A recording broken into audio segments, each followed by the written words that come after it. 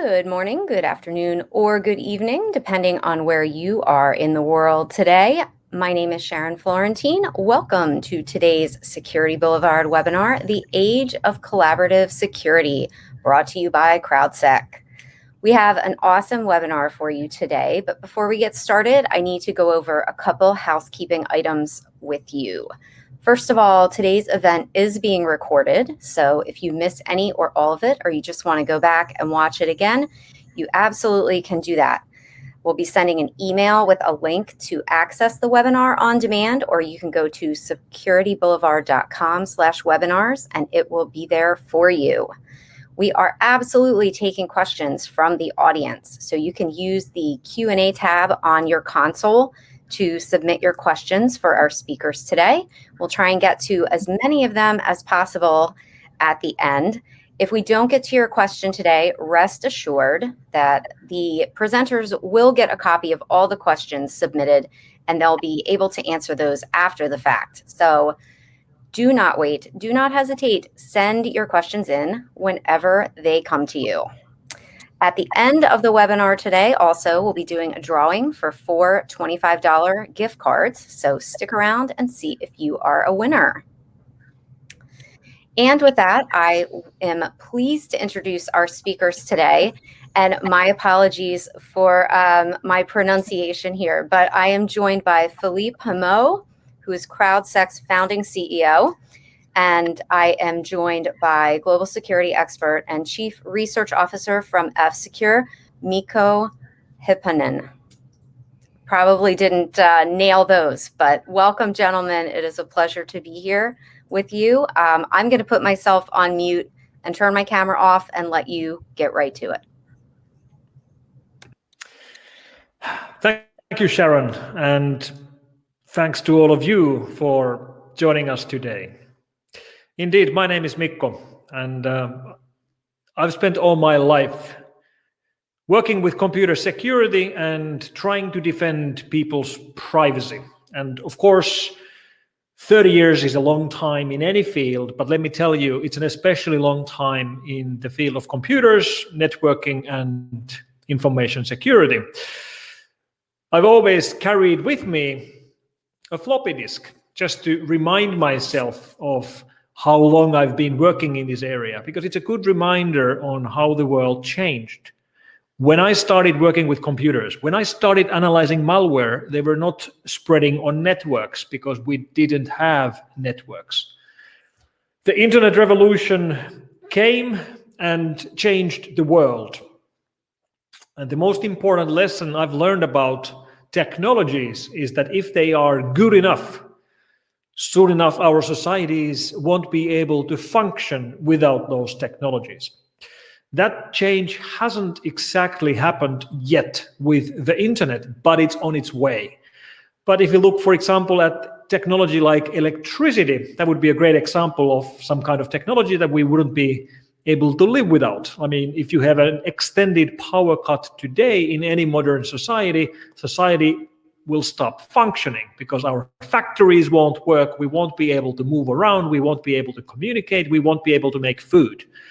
Now, electricity has been around for 150 years. Internet has been around for 50 years. Sooner or later, it's going to be exactly as built in and exactly as necessary for our societies to function as electricity is today. In fact, it's going to get even worse. Eventually, we will see a day where an internet outage will also cut our power.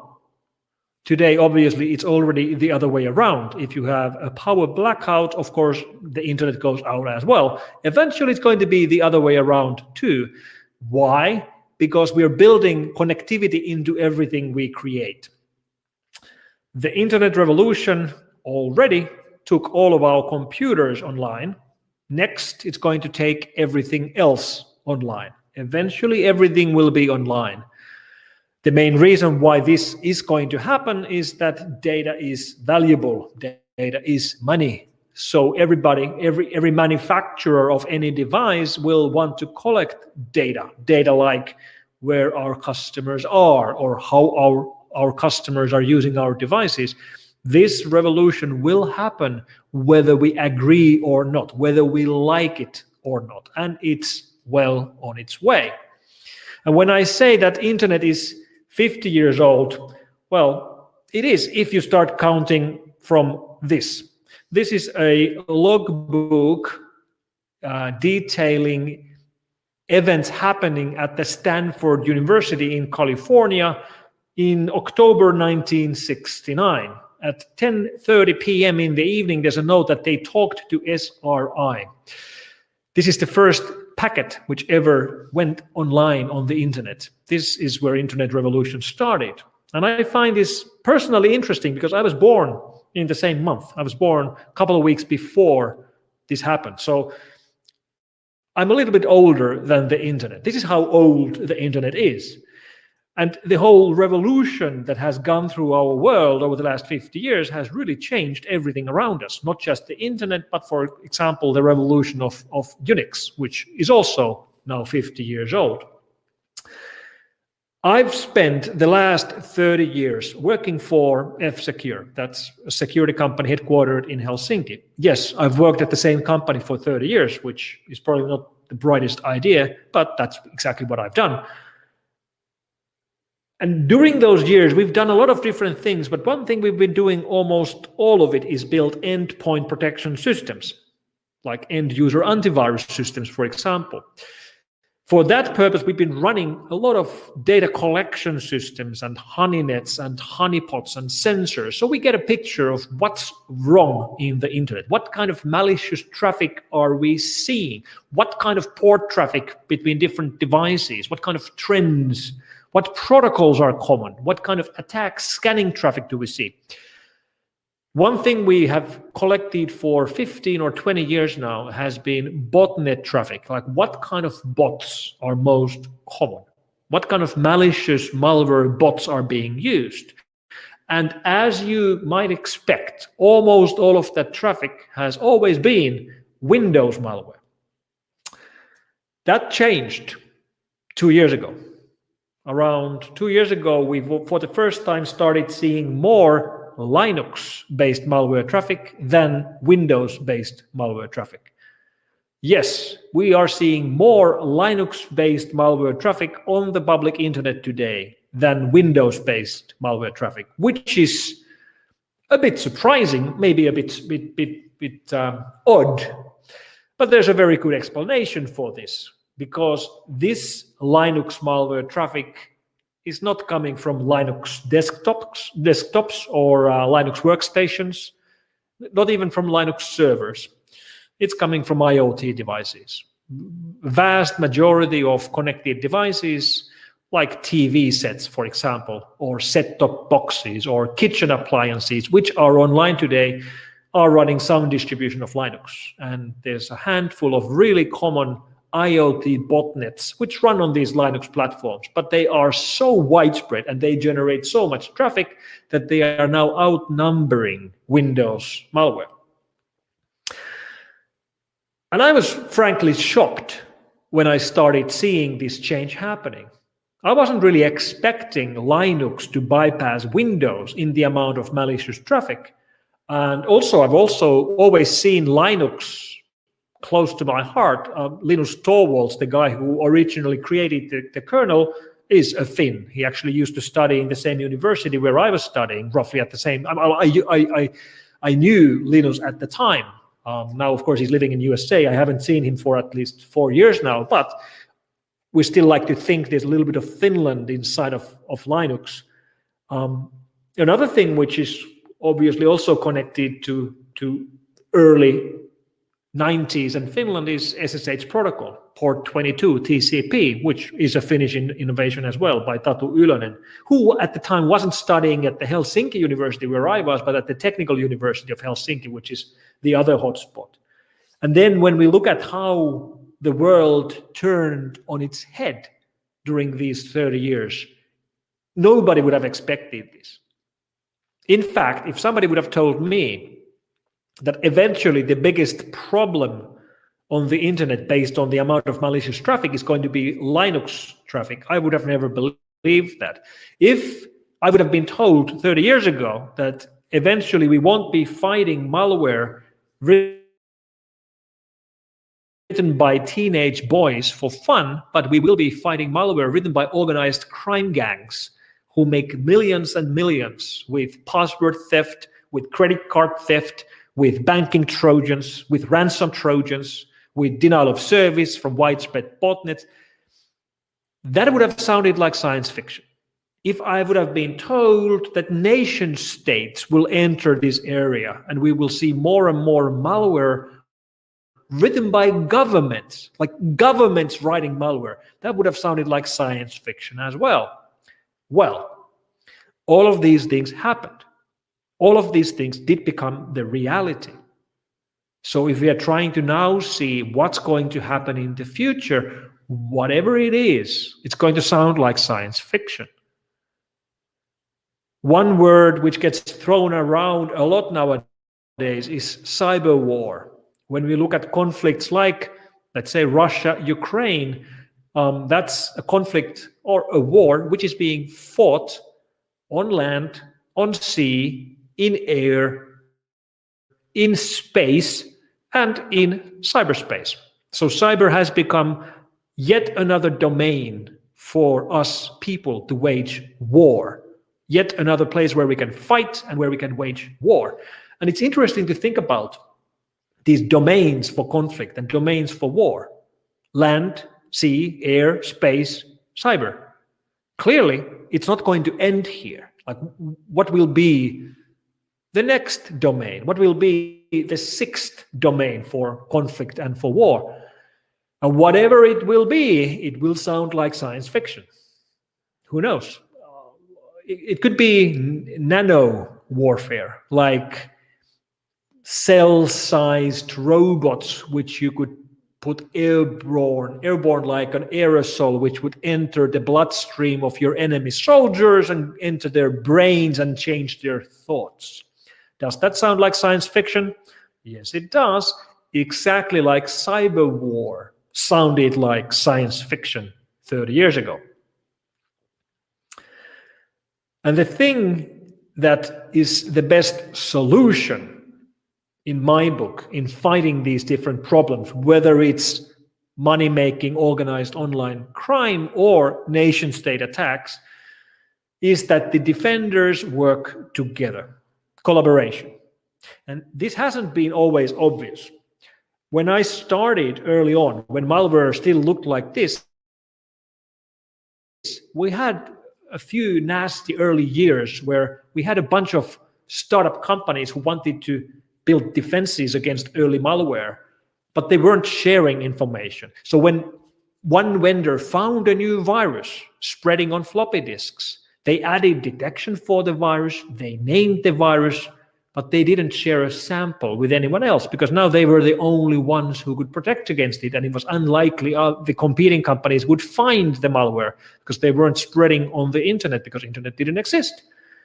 Now, pretty obviously, the next malware was found by another company, and of course, they would then sit on their sample. And we had this small-scale war of competing companies, war on sitting on information and hiding information from your competitors, which, of course, ended up in a situation where everybody lost.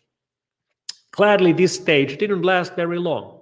And sooner or later, all the vendors realized that actually it's a better idea to cooperate with your competitors. Yes, cooperate with your competitors. You see, information security is a rare area where when you work for a company, your main enemy isn't another company. Think about other fields in software. If you're in a software company which builds operating systems, your enemies are other companies building operating systems. If you make games, you're competing with other game companies. If you make search engines, your enemy are the other search engine companies. But when you work in security, well, all the security companies have a shared enemy. All players in security, whether volunteers or corporate entities, are trying to fight the same attackers. And this is why we need to work together. And this is why it's so good to see the amount of collaboration we see. Because the the attackers, they do collaborate. So we defenders must collaborate as well. We must share the information we have. That's the only hope we have. And today, when I look at companies, and for example, malware sample sharing, it works very well. Everybody understands that everybody benefits from this. It doesn't mean we wouldn't be competitors. Of course, we are competitors when we work in the same field and fight for the same competitor, fight for the same clients, fight for the same customers. But that's on the sales side.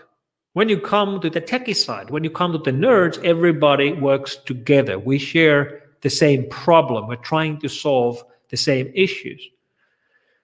And information sharing is especially important when we realize that the most effective way of detecting attacks today is not to try to detect specific attacks. Blacklisting known attack patterns is very effective, but it's only effective against the attacks you can imagine. And I don't know about you, but I don't have an unlimited imagination. I can imagine a restricted amount of different attacks, and I can block those attacks, but there's an unlimited amount of attackers which come up with wild ways of exploiting our systems. So blacklisting is problematic. So we can go the other way around. We can go to whitelisting, block everything except what we know to be good. And that has its own limitations as well. Maybe the best example on how to illustrate the limitations of whitelisting is just to note that one of the most common ways of attacks entering corporate networks today are through Trojanized documents. Word, Excel, PowerPoint, PDF files with embedded malicious macros or maybe even exploits. How do you whitelist documents? The answer is you don't, because documents change every time the user touches them. So whitelisting is effective to a limit. And this then brings us to what really works best, and that is looking for anomalies, trying to find things which are weird, things which are out of the norm, things that don't smell right. And yes, it becomes fuzzy and unscientific, but it's also effective. If you are able to build a baseline, if you understand what normal looks like, then you can start to look for things which are abnormal. Like, why are these computers suddenly, for the first time in history, sending packets to each other? Why is this account suddenly behaving weird? Why is that computer uploading gigabytes of data to a foreign IP address which it has never touched before? None of these things might be proofs of exploitation or attacks by themselves. But when you have multiple data points, you're able to do correlation. Now, anomaly detection isn't a cure-all or the final fix for all the problems we have. Obviously not. It's easy to get wrong results with that as well, but it seems to be the best bet we have. And for that, no single entity can collect the data by themselves. Again, we need to share the information, because sharing brings us working together. And as I mentioned about the amount of Linux malware today, that's a good example on what I've learned during these years as well, which is that complexity is the enemy of security.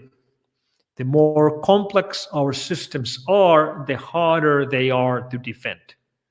The more code we have, the harder it is to make sure there are no bugs in the code. And today, bugs in these interconnected systems we have all too easily convert from bugs into vulnerabilities, and vulnerabilities convert into exploitation. And that then ends up with data leaks and data breaches and malware outbreaks. So the more code we have, the more layers of systems we have, the more protocols we have, the weaker we are. And if this is true, if complexity is the enemy of security, then it should be really obvious what we should be doing. And we should be removing complexity. We should be removing code. We should be making our code smaller. There should be less lines in every new version of the Linux kernel. There should be less lines of code in every new release of Windows, less code in every iOS and Android. And you know it's not happening. In fact, the opposite is happening. We're adding code, we're adding protocols, we're adding complexity. This is why security is so hard. And when we look at the work we're trying to do by working together and doing the collaboration against the shared common enemy, it quite often feels to be, or seems to be, a pretty thankless job. Sometimes I use the word or the phrase security tetris. We all know the rules of the game.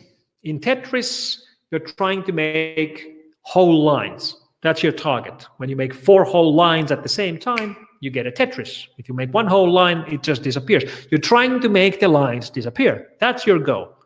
So if you're successful, your successes disappear. This applies to security as well. If we do our job perfectly, the end result is that nothing happens. Our successes are invisible. Our successes disappear.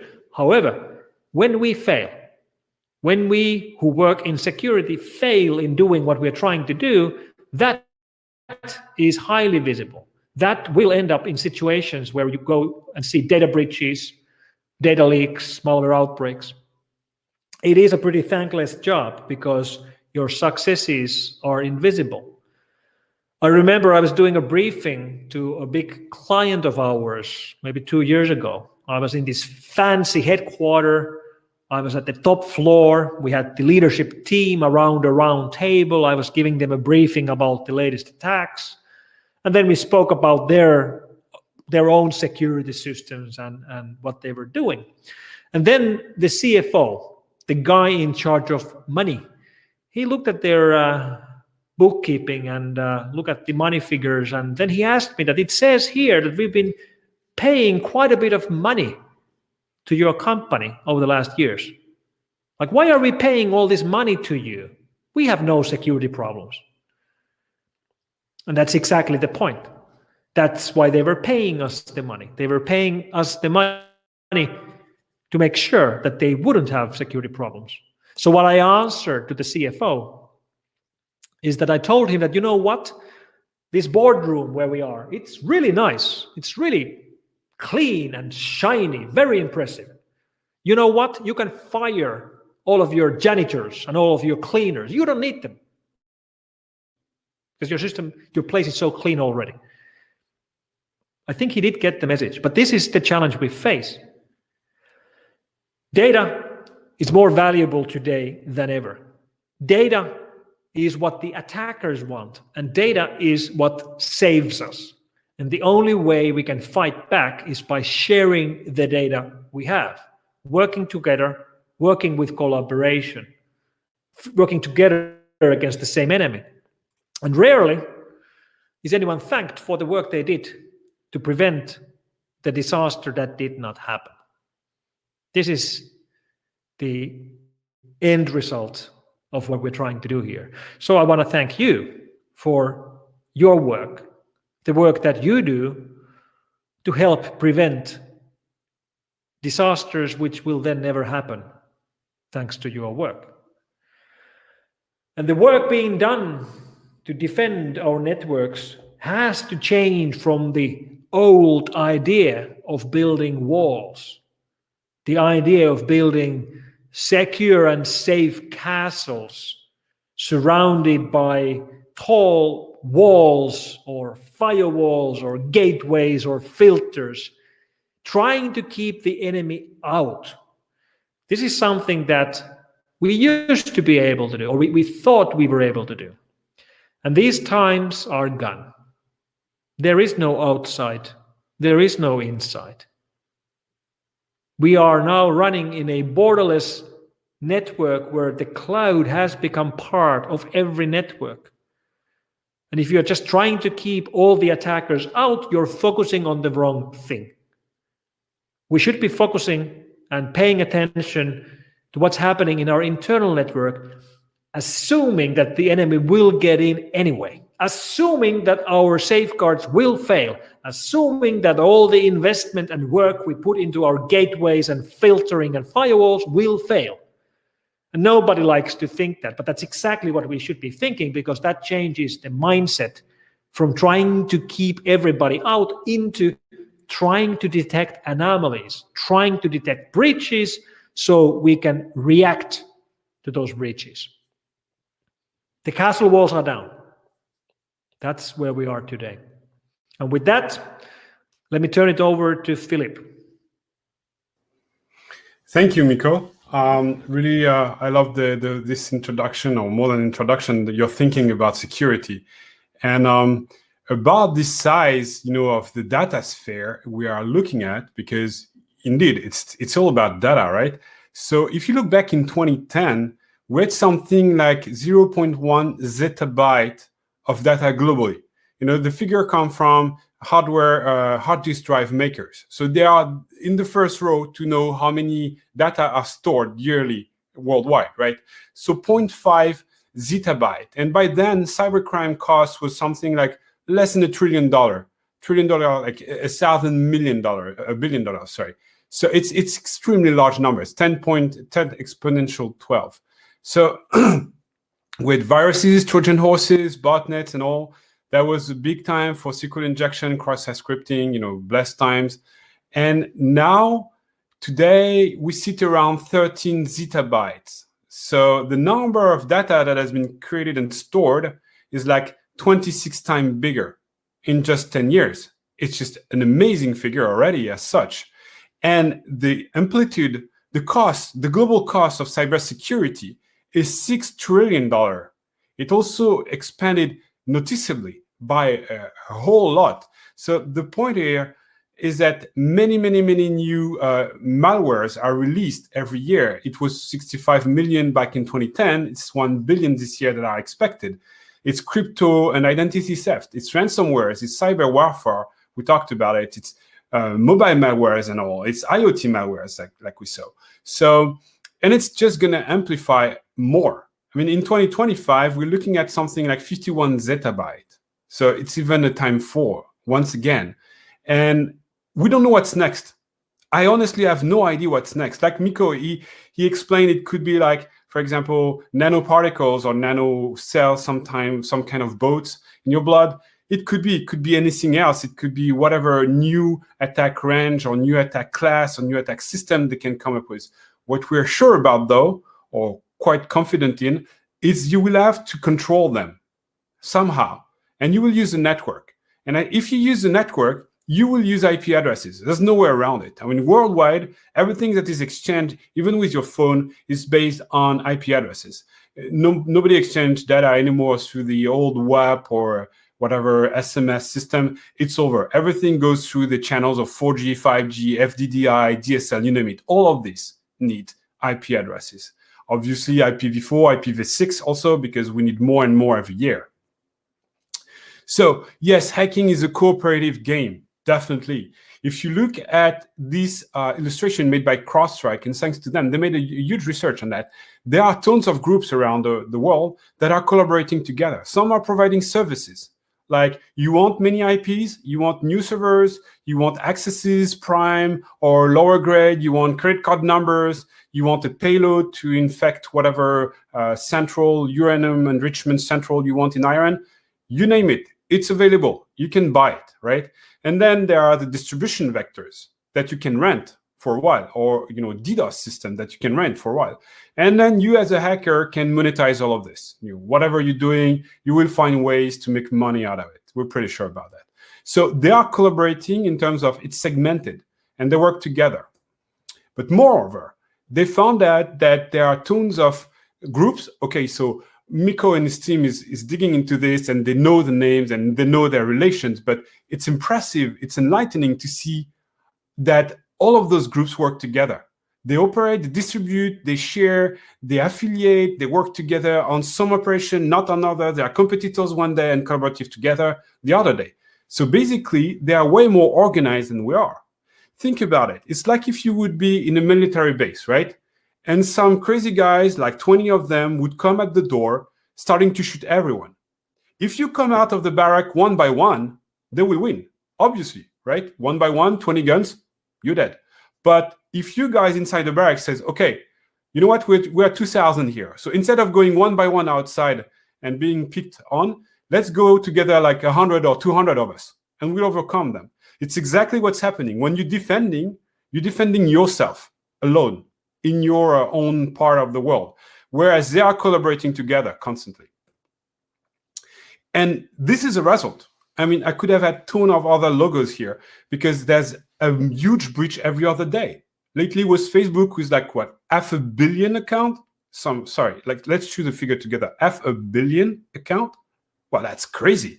I mean, and then LinkedIn and then others. So it's constantly evolving. But what really struck me is like JP Morgan. JP Morgan is one of the biggest banks in the world. They have hundreds of millions of dollars in budget per year, something like 800. 800 is close to $1 billion in budget, and they got hacked. I mean, how come? It's impossible. It's like if you were going to a racetrack and someone would come with like a Chevy pickup 67 diesel, you have a brand new Lamborghini, and the guy would beat you at the finish line? No way. That never happens, right? Except if you're drunk and don't know how to drive. But otherwise, you would win 10 times out of 10. But in cybersecurity, money doesn't make the cut. It doesn't make such a huge difference.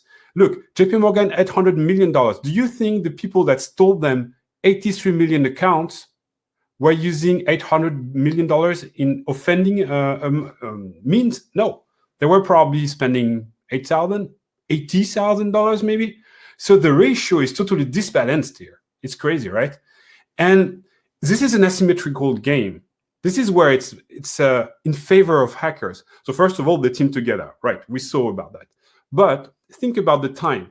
You never get to choose whether there's a new vulnerability out there, right? And when the patch is made by the provider, right? Or you barely get to choose when you can deploy it because business first, right? So you cannot cut this server that needs to be updated because you just cannot cut it, right? I saw this in airplane factories where the guy was saying, this machine is folding wings. It's folding the metal that make the wings. It's never been halted or updated for 12 years. We just cannot stop it. We have one of them. We have no redundant way of making wings. It's impossible. So no, we won't update it. Go around it. Do whatever you like, but around it. Then there's a perimeter. The perimeter is a tremendous asymmetrical force playing against you as a defender. Because as Mikko said, there's no way you can garden wall everything you have. It's over. You have data in the cloud drive. You have data in SaaS. You have data in your virtual machine or bare metal. You have data in containers. You don't even know what they are most of the time. They can be run in Ireland, in US, in Germany. You don't even know about it. So yeah, and if you want to stay competitive, you have to open your perimeter. There's no other way around it. So I'm not saying that everything is bad. I'm saying that at best, your security level is uneven between your LAN, your WAN, your DMZ, your VM, your containers, your SaaS, your cloud drive, and so on. It couldn't be the same level. And last but not least, money. As we saw, I mean, it costs just a fraction of the price to attack you. You spend on compliance, appliances, licenses, certifications, DevOps, SecOps, you name it. You spend thousands and more per year, hundreds of millions of dollars sometimes. But the attackers, they spend nearly nothing. They use stolen servers, stolen IPs, free open source tools. Sometimes they pay here and there their buddies to buy an exploit. So, and that time is for free. And we think that it is time for the crowd to rise, to revolutionize this part of the market, because it revolutionized everything. The crowd is such a huge wave. It's a tsunami of revolution we had for the last 2 decades. Think about it, vacation. You as an individual can rent your flat or your house when you're not there. You can drive with Waze, collaborating together to outsmart traffic, right? Friendship, we don't speak about it, and so on. But what about security? Tell me about one product that would gather millions of people working together. And the only way of doing this, I'm not speaking here about like bug bounty program that gather like 100 or 1,000 people. That's cool, that's great. But I'm speaking here about a million scale. Well, open source is the key. I mean, Waze paved the way. There's only one way you can make it an obvious thing. It has to be free, first of all, and it has to be transparent so that you can trust what's inside, that there's no backdoor, that it's audited, and that you can morph it, modify it according to your needs. And this is the only way we can win this war. Since hackers need IPs to release their payloads to aggress you, the goal is to shrink the amount of IPs they can use. To hackers, stolen IPs provide anonymity. They are like masks they can use, and if it's folded, it's not a problem. They throw it away and they use another one. So the goal is to peel the onion. The crowd can peel this onion, and it will not be the one crying, right? You can peel this onion. We can all peel together this onion. Think about it, like a hacker is using 1,000 IP to scan a website, right? If we can burn these 1,000 of IPs and tell everyone around the globe that these 1,000 IPs are scanning, mass scanning websites, well, the hacker is left with not much choices. Find other IPs, switch to another target. It's complicating considerably, is problematic. So this is what we are building at CrowdSec, a Waze of firewall somehow, right? We're using some local data, like Waze uses your heading, your speed, and your vehicle position, right? Now, we're doing the same. We're looking into your logs, if you want to, and we're detecting behaviors locally, right? Nothing gets out of your premises. And globally, we're saying, okay, this IP is doing this, at that places around the world. We can tell that the IP reputation should be really bad. It's an offending one. Like Waze is saying, okay, this vehicle is stuck in a traffic jam in Helsinki, or maybe there's no traffic jam in Helsinki. Those guys are very organized. But say in Los Angeles, for example, then we can tell there's a traffic jam because of local data that we're aggregating globally. The same thing. So how does the magic work? How does a massively multiplayer firewall would look like? Well, the goal is to acquire any type of logs. You know, nowadays everything spit logs. Playing out spitting logs. Your Apple Watch or whatever watch you're wearing is spitting logs. Your fridge maybe is spitting log. Obviously servers and services and so on. Everything is spitting logs. Cameras, IoT. So once you have your logs, you know that you can detect behavior inside. Normal behavior, bad behavior. And you can apply scenarios. It can be your scenarios saying, I don't want people to do this, or that. I don't want people to scrap all my images from my website without surfing on my pages, actually, for example. Or you can use our scenarios. We have created a lot of them, like SSH brute force, HTTP scanning, Nmap, and so on and so forth. Or you can use the community scenarios, because a lot of scenarios are made by the community to detect behaviors. And once you found a bad behavior, you can block it the way you want. You can drop the connection. You can drop the session if you're on a reverse proxy. You can use a CAPTCHA if you're on HTTP layer, reduce the write or the speed of the user or the accesses. You can send a mobile factor authentication to be sure it's your CFO indeed that has fired all the janitors that is trying to connect. And once you found a malevolent actor, a malevolent IP, share it. Share it with us. We'll do the curation and we'll share it back with the community for free, so that anyone can know that this IP is bad and has done this kind of behavior at your place. And the behavior engine is a very strong thing. It's totally underestimated. I mean, our ancestor was called fail to ban. Maybe a lot of you know about it. It's been a great piece of software that actually started as a training ground for newly acquired Python skills from a Swiss guy called Cyril Jacquet. And this guy did just for training, you know, and it took on. Actually, 1 million machines around the world are using fail to ban to just fold classical brute force attack. So behavior engine can do crazy stuff like block applicative DDoS, super easy. I mean, they have a pattern that is super visible. Credential brute force. Like if someone is trying to guess your password, you will see a lot of failures in the log. If someone is trying to make $0.1 transaction on your web shop, whereas usually you have $30 average cart, you can tell, okay, this person is trying to validate credit card numbers. It's not a normal traffic. I can block it. Both scrapping, port scan, web scan, you name it. It's most of the thing, if not all of them, leave trace in the logs. So it's a non-zero sum game we're playing, right? Because if we are teaming together, just after a quarter of existence, this product already showed strong results. We have found 226,000 rogue IPs. Most of them are very persistent, meaning they are constantly compromised or used for wrong behaviors. It's pretty crazy. And we're just detecting like, 10, 20 case scenarios. Tomorrow we'll have like 100 different scenarios. So we'll harvest 1 million IPs, including IPv6 IPs, because the guy can change them, right? We found out like 135,000 SSH brute force attempt. I see some guys in the chat are talking about like how to detect SSH brute force attempt. Well, use the product. It will tell you right away if someone is trying to brute force you. Moreover, and it's very interesting, we found that those IPs, looking in our data lake, are specialized, meaning the one that were doing terminal server brute force or VPN brute force or SSH brute force would usually do only one thing. They were not doing like, one IP would not do like SSH, VPN, and TSC. No, it was doing SSH or VPN or TSC, which is really interesting because we can see then a bit of this underlying gears of this hacking industry and how it's organized. And what is fun in teaming is like you can see that the team plays a huge role. Here you can see how many times a bad IP, a bad actor has been reported on average. So it's not like one person reporting, it's like 5 at minimum. And this is the threshold we considered as safe.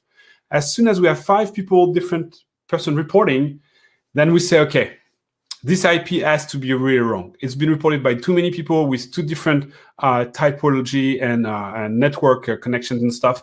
It has to be a malevolent actor. And obviously, as a network grows, the level of confidence and trust we can give to an IP is growing as well, because we have not 5 reports, but 10, 15, 20, 100. Here you can see the number of days for which the same IP has been considered rogue. It's really interesting because we can see that IPs are, so the graph is a bit tricky here because none of them were 0-0. It started actually at 25%, right? So a quarter of the IPs were bad IPs, bad actors for more than 25 days.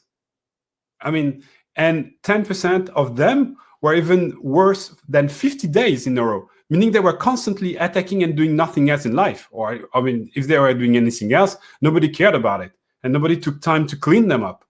We even saw autonomous servers that were dedicated to hacking. They were doing nothing else. They were not even hosting any single services. It's pretty crazy. So also we found another interesting thing is like, if you're a French user, we're a French company, right? So if you're a French user, you would see that potentially a different attack stream and a different originating IPs than if you're an international user. Same apply, for example, if you're in US. You see different IPs aggressing you. So it also means that the attackers are specialized by country, by typology, by things they are targeting, by product they are targeting, by services they are targeting. So it's an extremely specialized industry that we are facing altogether. So to echo what Mikko was saying, the castle strategy is over.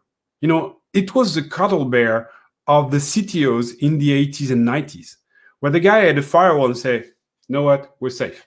Everything is inside, everybody else is outside, we can live with it forever.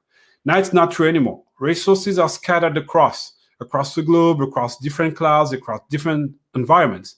So you cannot just control them all. Otherwise, you will just constrain your company into using very old, outdated system and not collaborate together. Think about it, like 80% of requests made today are made between machines. It's not human traffic. It's over. The age of human traffic is over, right? In 10 years from now, it's your personal AI that will be contacting other AIs online saying, okay, Mikko has time. He should take vacations, right? So offer me the best-in-class hotel, a very basic car because he doesn't care about the car, and maybe some go on a boat in this super view of whatever, you know. And the AI will negotiate together and answer at the speed of light. It's already happening now. API-driven internet is today. So meaning your business has to rely on it. And since everything is automated and goes at the speed of light, the only way you can do it is establish trust. Trust between two peers by saying, okay, the crowd thinks this IP is trustable, or the crowd thinks this IP is not trustable, and you should not peer with it. And that's exactly what we're up to, and that's exactly what we hope you will join us into. We think this collaborative trip in security is the only way to fold large-scale hacking over the internet. On that thought, I would like to thank you all, thank Mikko for the time he spent with us, and we would be happy to take any question. Awesome. Thank you both so much. All right, questions. So I'm going to start with this one because it seems pretty important. I mean, all of them are very important, but this one seems to be a little more far-reaching. So Arbnor wants to know, well, first, he liked the analogy of the janitors to demonstrate the value of a security program in an organization. So Mikko, could you provide another similar example that folks can use to convince C-level execs of the importance of security? Sure. Thanks, Arbnor. That's a very good question. I've explained the importance of security to various different company boards and leadership teams. And I think the most effective way of convincing people like these of the importance of security is to show them a list of companies which have folded as a result of getting hacked. And let me actually try to post a link to the chat if I can post links. Let's see. Yeah. The link to Google Docs, which you see, and then it's not clickable, but you can copy and paste it. That's actually a joint collaborative project of collecting list of companies all over the world which were destroyed by a data breach or a data leak or getting hacked. Now, the list is surprisingly short, all right? There's 23 or 24 companies on this list today, which is not what we really think. I think it's pretty common for people to think that when a company gets hacked, it goes bankrupt. When a company gets hacked, it folds. When a company gets hacked, the stock price plummets and it just disappears. As we see from this list, it actually isn't common at all. Sure, there are examples, but only a handful. So when you explain this to board members and CEOs, they're like, okay, well, that's good news. Like companies, even Sony Pictures was hacked and they survived. Ashley Madison was hacked and they survived. But then the real kicker is that in all of these cases, the company survived, but the CEO didn't. The CIO didn't. The CISO didn't. The company survived. The executive team did not survive. Well, of course, they didn't die, but they were fired. This is why board members should care. This is why the leadership team should care. The company will be fine in the long run, even if they get hacked, but you will be fired. This is how I explain it, and I think it works pretty well for audiences like these. That makes sense when you bring it down to that very, very personal level. So then following on that, he has a second question that talks about the perception by executives that like there's a magic bullet kind of solution here, that security is not so much about the culture or behavioral issues that you can like implement a piece of technology and solve the problem, or, migrate to the cloud and then poof, all the problems go away. So how can you kind of prevent that mindset and help them understand that it's bigger than just a technical problem with a technical solution? And I hope I paraphrased your question correctly, Arbnor. I tried to do that earlier on, and the one way to do this is to explain the constraints that they would have if you do this. Say, for example, we have a magic bullet. We want to protect everything with one technology, right? So we have to stop using a computer from home, because of the VPN. then we have to stop using this very fancy new CMS system that we use for our website because it's outside of our premises. And then we'll have to stop also to use our cellular phones at work because, they come from outside and they can carry malware. And then we'll have to use, and then you list everything that people have to stop doing. And then we realize, okay, I cannot do business without those, right? This is what you're trying to tell me. If I disable all of this to raise my security level, I'm screwed. I cannot do business anymore. Yeah, and it's important to make sure everybody understands that security is not a product, it is a process. And processes are not something you can just buy from the outside. And this is coming from someone who sells security solutions. I don't think we can sell a solution which will make a secure company or a secure network. We can build some building blocks. We can take every single data breach or every single data leak, and when we look at the root cause, it was either a technical problem or a human problem. And sure, like technical solutions and like cloud security solutions will help with the technical problems. But the human problems are always there. And this is part of the idea that security is a process, not just the technical part, but also the human part. And this is why it's so important to think about the whole, not just trying to find yet another blinking box which would solve all the problems. There is no blinking box like that. There is no single solution which would solve all these problems. Okay.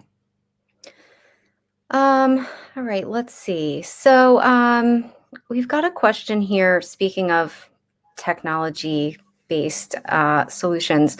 Chris M wants to know if something like Endless SSH is a good idea.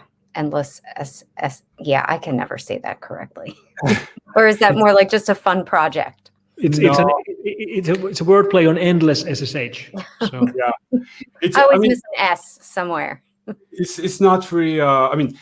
Yes, you can do it for fun, training at home to see what's happening on the internet, because it's always interesting to see how many attacks are happening per day, per minute, whatever, on this class, this class, this class, this class. There are plenty of tools doing this. Endless SSH is one. You can have Corey. CrowdSec can do it for you if you want as well. There are dashboards. You can see what's happening. It's an eye-opening thing to discover what is the internet doing at a precise moment in time. We'll release some tools about that, like having a live view over, the hack activity on internet. But you can find some already. There are storm centers in most of the CERT systems. You can check also what's happening for DDoS online. There are the real-time attack maps of many providers. It's really eye-opening.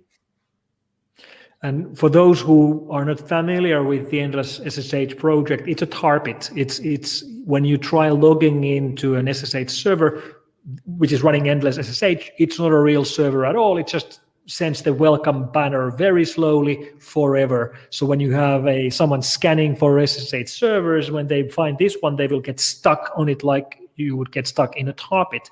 And it's fun. It's great. I like targets in general, but I think even more interesting is when you run full-blown honeypots. I posted a couple of links. Philippe mentioned Cowray, which is probably the best-known SSH honeypot nowadays, which builds on top of another honeypot called Kippo, which was developed by two friends of mine originally. But it's even more interesting is the second link, which I posted, which is someone explaining how to use these tools to set a Twitch channel, and then the whole world can watch as attackers try to log into your honeypot. And that's great fun, probably even more fun than a target. Okay. So I think we have time for a couple more. I'll try and direct one more to each of you just to be fair. So for Philippe, what technologies are CrowdSec already compatible with? Actually, it's changing by the day. On the hub, there's a hub.crowdsec.net. You can check, like, the community is pouring new parsers and new collections and new bouncers by the day. But basically, we cover Caddy, the firewalls of Google and AWS. You can run custom scripts There is obviously the Linux firewall, BSD firewall, HE proxy, Nginx, WordPress, things like this. And we can pass plenty of entries like Apache, Dovecoat, IP tables, mode security, MySQL, NACSI, you name it. I mean, it's changing on a daily basis. And if you don't find something you need, you can write it because it's in YAML. So it's super easy to describe what you're looking for. And if you don't know how to do it, just crash by our Gitter, and our team will help you, design the proper scenario and publish it on the hub. Cool. All right. And let's see. Mikko, is this situation overall getting worse, or is it getting better? I think most people have the impression that it's getting worse. And that's an easy impression to get if you follow mainstream news, because we regularly get the news about big data leaks, and last week was the Facebook data leak. So it looks like, there's always something big happening. And sure, we have big failures regularly all the time. But if you look at the longer term, like what's really happening? What are the biggest single changes we've seen over the last 10 years or 15 years? It's quite clear to me that we are getting better. The core foundation of the technologies we're using is getting better. 10 years ago, most of the web traffic was still HTTP. Today, most of it is HTTPS. Encryption is becoming commonplace, not just in the web, but in our communication channels. The applications we use for end-to-end chat are more and more strongly encrypted. It wasn't like that 10 years ago. The biggest single change over the last 15 years in security has been the restricted operating systems that we use more and more. Now, here's an iPad. iPad, especially if you have an iPad Pro, can do everything that your MacBook can do. It's actually even more powerful in many ways. But there is one difference, because Mac OS and iOS are different. iOS is a restricted environment. You don't have root here. In fact, as an end user, you don't have the right to write a program for your own device. The only way you can write a program and run it here and give it to your friends so they can run it on their iPads is that you send your program to be approved by Apple, which is very, very restrictive, but very, very secure. And we've seen this model before. This is the same model we have in Sony PlayStation or in Microsoft Xbox.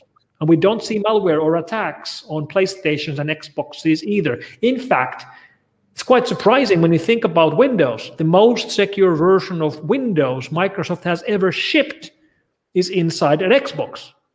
The goddamn games console has the most secure version of Windows which has ever been released. So restrictive operating systems, yes, they are restrictive and they are closed, but they're also more secure. So yeah, we are getting better. It's not always obvious, but I do think we're getting better. That's a relief. I'm glad to hear you say that. All right, so we've got about 2 minutes till the top of the hour. Thank you both, gentlemen, for your awesome presentation and for your insightful answers there. Please note, if your question did not get answered, the presenters will get a copy of all of them and they can follow up with you afterwards. A quick reminder again that this presentation was recorded, so if you missed any, came in late, or just want to go back and watch it again, we'll be sending an email with instructions for how to access it, or you can go to securityboulevard.com/webinars and it will be there. We also want to make sure to remind you that the slides today are available to you for download also under the handouts tab on your console. So you can go there and download a copy of that for yourself. We also, now the time you've all been waiting for, we can announce our Amazon gift card winners. Went ahead and grab those while our presenters here were chatting. So congratulations to Bruno C, Jerry C, Natalia B, and Tom T. You are our Amazon gift card winners for today. Keep an eye on your inbox. We'll be sending an email with instructions for how you can claim those. All right. Thank you both again for an amazing webinar. We hope to see you and the audience again soon. And that's it for me. I'm Sharon Florentine signing off. Thank you, Sharon. Thank you, Mikko. Thank you very much. See you online.